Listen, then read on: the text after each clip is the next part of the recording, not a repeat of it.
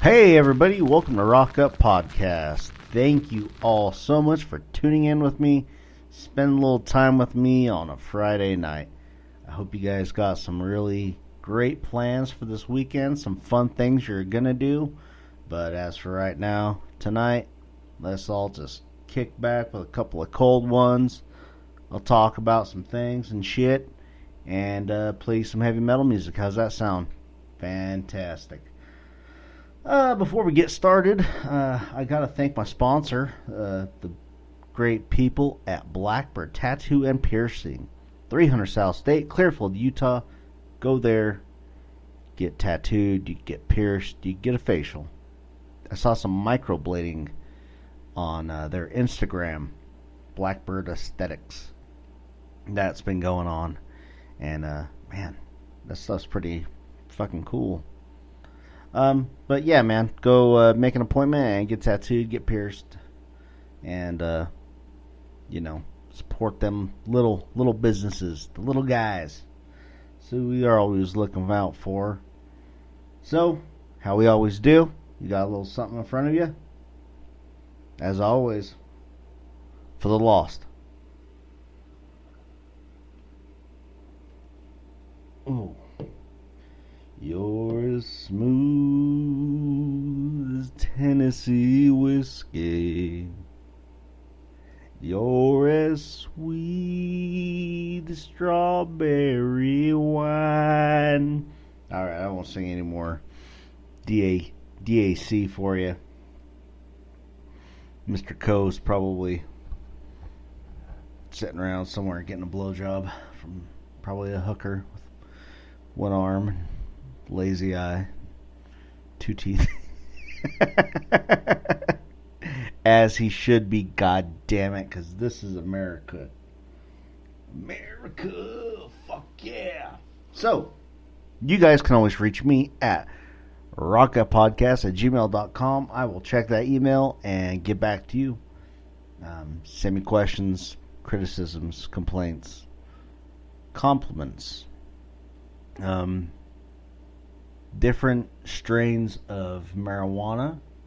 I like booze, whiskey and rum, and Finlandia vodka. And most of all, if you have a band, send me some fucking music, man. I love getting new music from bands, hearing it and playing it on the show. It kind of breaks up the monopoly. Kind of breaks up the monotony of me just talking to a microphone. Even though I have all of you millions of beautiful listeners. It's like The Rock just there. The millions and millions. Smell what The Rock is cooking. That was for anyone over the age of 35. I just realized how dated that was. Fuck you, you ain't burying me. You ain't burying me, mister. So, here's some things I'm going to do tonight. I'm going to be playing some songs from Wretched Fate. I'm going to play a song off of a 2019 demo, because I'm late to the party, from the band Lamp of Murmur, and Sworn, and some Demonarchy,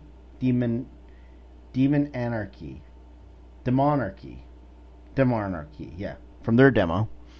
And I'm gonna hit you with a just fucking a big, thick 9-inch dick of Ritual Genocide right at the tail end of that. Save the best for last.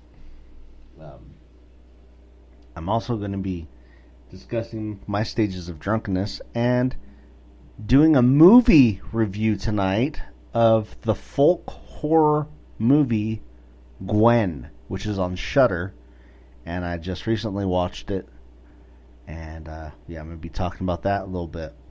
But before all that, let's jump right into it. Play you a little songy song while I get my thoughts together for what I'm going to talk about. Here is, off of the album Fleshletting, this is the song Taker of Souls, off of the record label Redefining Darkness Records. This is the band Wretched Fate. Song is Taker of Souls. Kanda. Shut it off. Kanda. Shut it off! Kanda.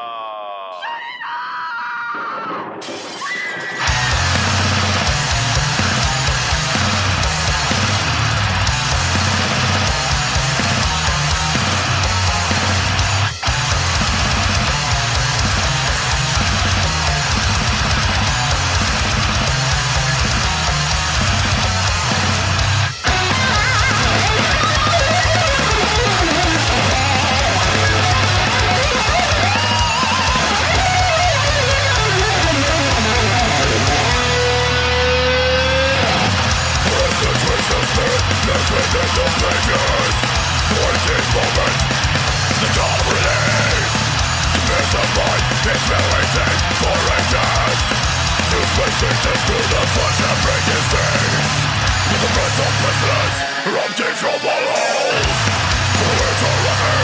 Wake at the taker of souls.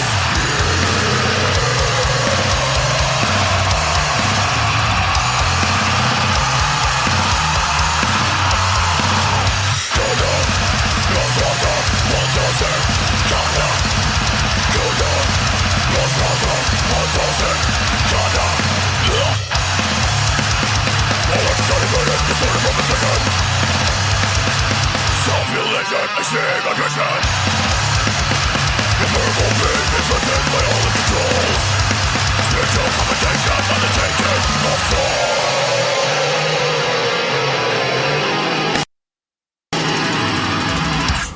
These enduring creatures may lie dormant, but are never truly dead. They may be recalled to active life through the incantations presented in this book. It is through recitation of these passages that the demons are given license to possess the living. Your perspective, vibrating inside the head, force your endless torture back to the mind. Oblivious to the evil leaves but smoke of the dead. Body human flesh, it's in human blood. Anybody out there? I know what's going on. You're not gonna let us sleep.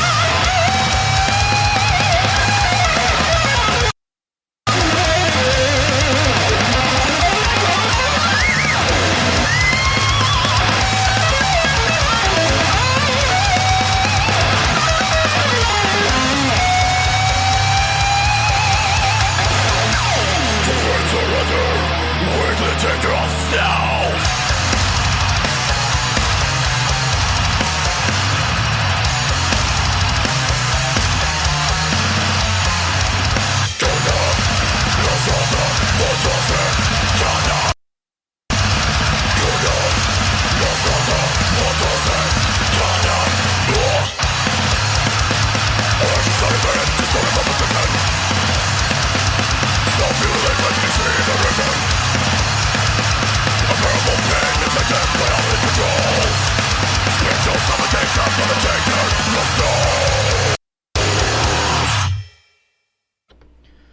Taker of Souls by the band Wretched Fate.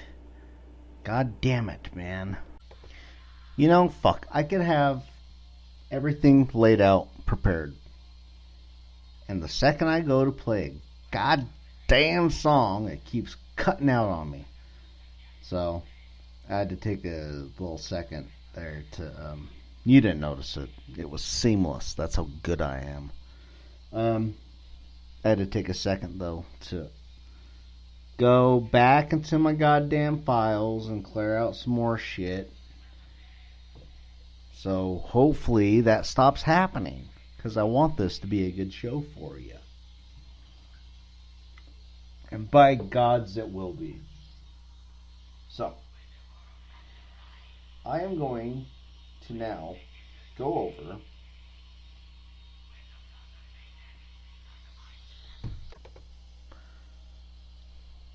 I like to have a couple adult beverages every now and then. Sometimes I overdo it. I've really been trying my hardest not to overdo it lately. Um, there are telltale signs of when you've had too much and when you should chill the fuck out. And I have comprised the list of my signs that say, hey Joe, maybe you should chill the fuck out, drink some water, eat some food, stop slamming them beers so hard, stop slamming that whiskey so hard. So without further ado, my 6 stages of drunkenness. Now this occurs, these things begin to occur after about a shot or two of whiskey and about 4 or 5 beers. Okay? Or the equivalent of like 7, 8 beers, right? This is where it begins, around there. Stage 1 is what my wife refers to as Professor Joe. That's when I'm drunk, but I know everything, and I can tell you all kinds about everything, even if I'm just making shit up off the top of my head. That's Professor Joe. He knows all, and he will tell you all, and he doesn't really like to shut the fuck up, and he will just talk and talk and talk. And he's professor on everything. Now, I think 1 and 2 kind of cohabitate the same space. I lost my beer. I'm going to grab a new one. So I grab a new one. Then I find the old one, and I haven't finished the new one. So I just say, fuck it, and I drink them both. That might actually come before Professor Joe makes his thesis statement.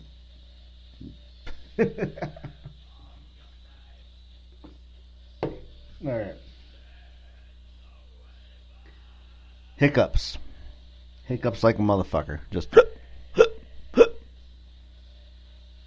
that tells me eat some food and drink some water, because you're getting to that point.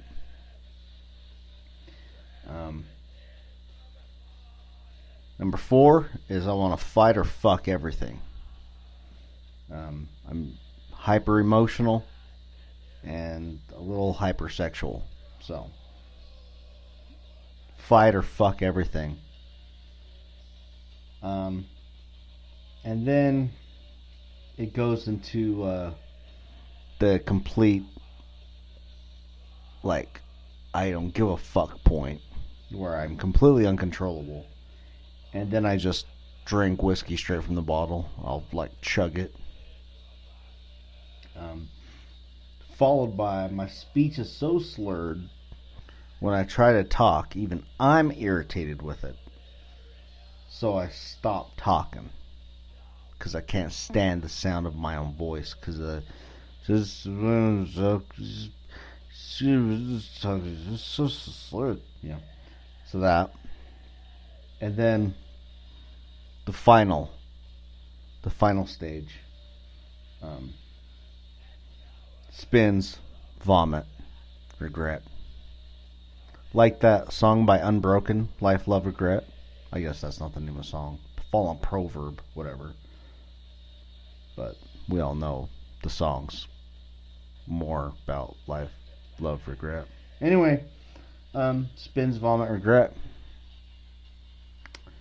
And the next day, I am certain to wake up with a terrible headache and an angry wife, and kids wondering what the fuck daddy's problem is. So, Once it reaches those stages where the drinking is no longer fun, it's no longer funny, and it's starting to adversely affect those around you that you love, care about, then maybe it's time to start looking at your signs and make some changes for the better. Some stages and changes is what's going on here. I gave you my stages. It's time for some fucking changes, so we don't repeat the same mistakes over and over and over again. So what are those changes? Well, chill the fuck out on drinking. I like to have a couple beers and a couple shots while I'm doing my podcast, talking to you fine folk. Doesn't mean I need to be drinking all day, or I don't need to be drinking during the week when my kids are around. No, sir. Save it for times where I am celebrating something special, the milestone, if you will, or entertaining friends and family, that type of thing. Like right now, I consider myself somewhat of an entertainer. People tune into this podcast, so there's something I'm doing right. So, at the podcast, I'll have a couple drinks. When I have friends or guests over, I'll have a couple drinks. During the day, when I'm supposed to be hanging out and play with my kids, or just sitting around like with the wife and just it's mine and her time together, I don't need to be drinking during those times. And I think that's all I got to say about that. Let's see. Next on the docket,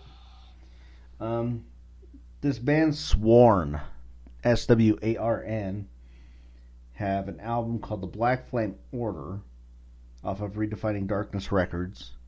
I listened to this album at least 4 times this week while at work. And, I listen to the albums. I'll listen to the albums I'm going to play for you guys, so I can decide, like, what the fuck am I going to play? What song on this album from this band really sticks out to me that, really grabs my attention, one that I, enjoy the most, or one I just hate the least. Because there are those bands. This band Sworn, off this album, Black Flame Order, well, I was hard-pressed to find a song I did not like on this thing. I enjoyed it beginning to end at least 4 times this week. So I had to fucking buckle down and just say, look, goddammit, pick a fucking song. So I did. But this whole album, Black Flame Order, it's fantastic. Check this band out. I highly recommend them. This song is Molluscan Fever by Sworn. Here we go.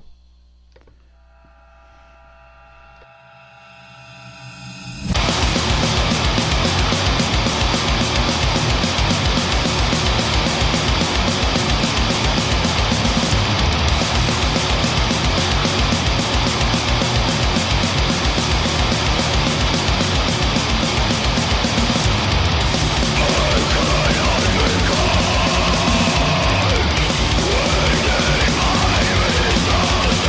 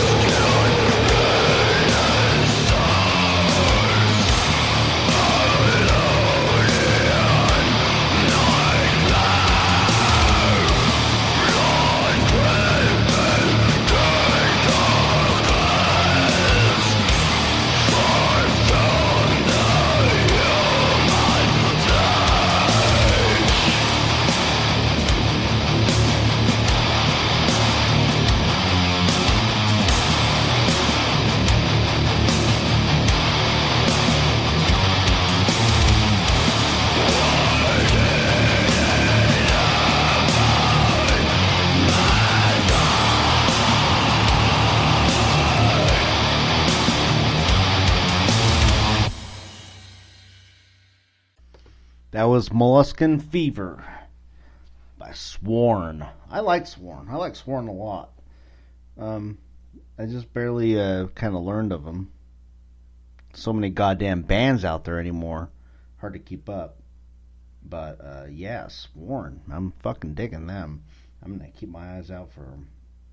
For sure. So, I don't know. Do I give you the movie review right now? Or do I play another song? I'm wondering this. Should I set the mood with the song? I think, okay, what I'm going to do is I'm going to set the mood with another song. This song is going to be kind of long.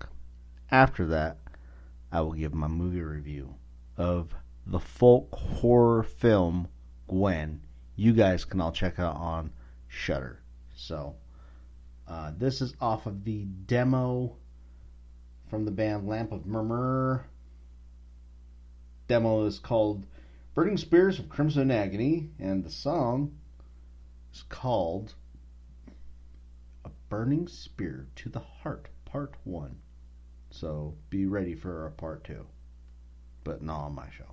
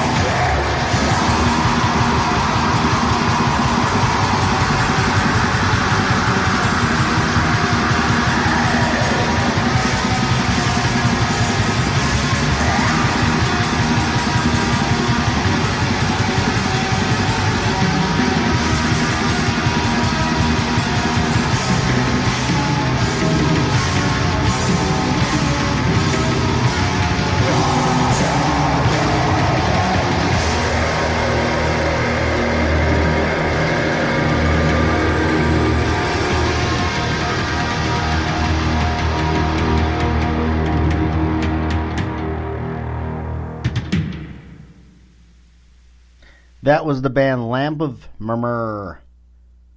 The song called A Burning Spear to the Heart of the Dawn, Part 1. Alright. Clearly talented group of musicians playing some really great black metal. I don't know if your song needs to be 10 minutes long. Just saying. Anyway, I'm going to do a movie review of the movie Gwen, which I kind of just stumbled upon one night, half drunk and happenstance, and I saw the cover and I read the synopsis, and I said, yes, please. So, I found it's on Shudder. Gwen. It's a Welsh film. It's made in Wales. On Shudder. I guess I should mention that another 18 fucking times. Alright, IMDb gives it 6 out of 10. Rotten Tomatoes, 72%. So yeah. Take what you want from those two movie review places.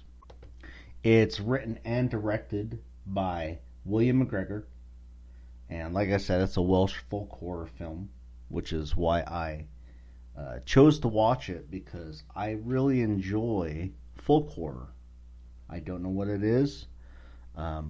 It just... I think it's because I like history so much. I love learning about history and different time periods, and I love timepiece, type films. Gangs of New York. I could watch that over and over again. That's a timepiece. Takes place during the Civil War.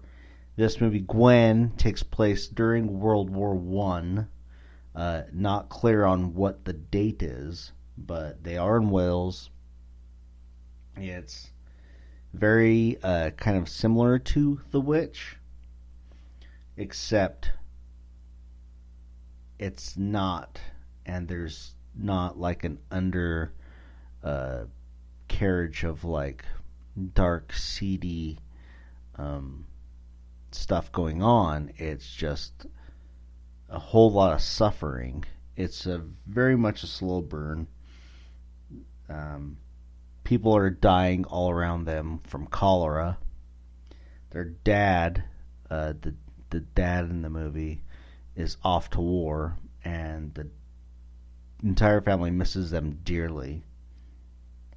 And it seems like their mom is just like sinking into this state of madness. You think that she's just going fucking crazy. And at the same time, she keeps having these really violent grand mal seizures. So, the eldest girl, Gwen, our protagonist in the movie, is trying to get her medicine, take care of her little sister, and all at the same time of another problem is that they own a nice piece of land that these quarry owners want to buy. They want their land. They're picking up the land all around them. All the neighbors that die, they get the land from them. So they're trying to buy their land off of them. They don't want to sell. Trying intimidation, all these kind of things. So it's very much a slow burn. It doesn't have a real big plot, other than you just kind of see the mom slip into a bit of madness, and she's having these terrible grand mal seizures. But it's beautifully shot. Cinematography is gorgeous. I would love to go to Wales. It just looks breathtaking. Rolling green hills, and yeah, it just looks amazing. The acting is all spot on in the entire movie. Acting in it is just fantastic, as it is usually in these folk horror pieces. They usually hire some pretty fucking stellar actors in that. So Um, yeah, man, I don't want to give you any spoilers. Just, I personally really enjoyed it. It's definitely a full quarter piece. I recommend it for if you like movies like The Witch or Valhalla Rising, or even like a bit of like, or even like, yeah, like Lords of Salem type thing. Check this movie out. For the cinematography alone, it's worth it. But yeah, I highly recommend watching this movie. I told you the stats that they got from Rotten Tomatoes and IMDb. I don't necessarily agree with those.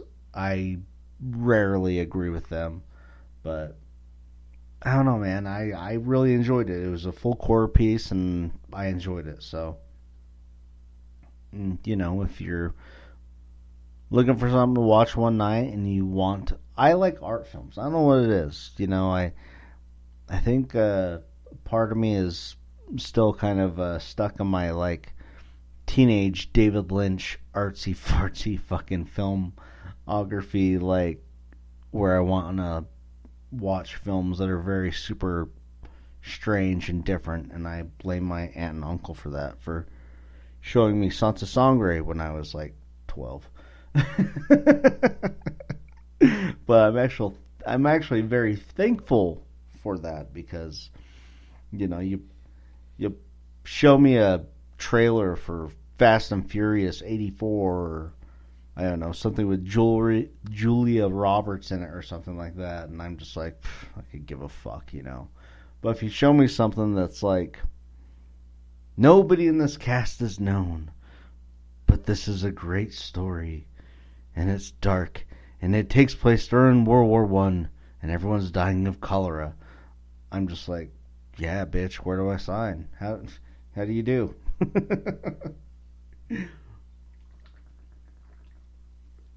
But yeah, man. So Gwen, I highly recommend it. I enjoyed the shit out of it. I thought it was terrific. Let's see. Let's see what else we got on the docket. I get rid of that thing. It's fucking an hour long. But yeah. I got two more songs to play for you guys. And one of them is 4 minutes long, which means I don't have enough time to play it right now. So I think I'll call it good right there and come back and play two songs for you and probably just bitch about something. Alright. Catch me on part two.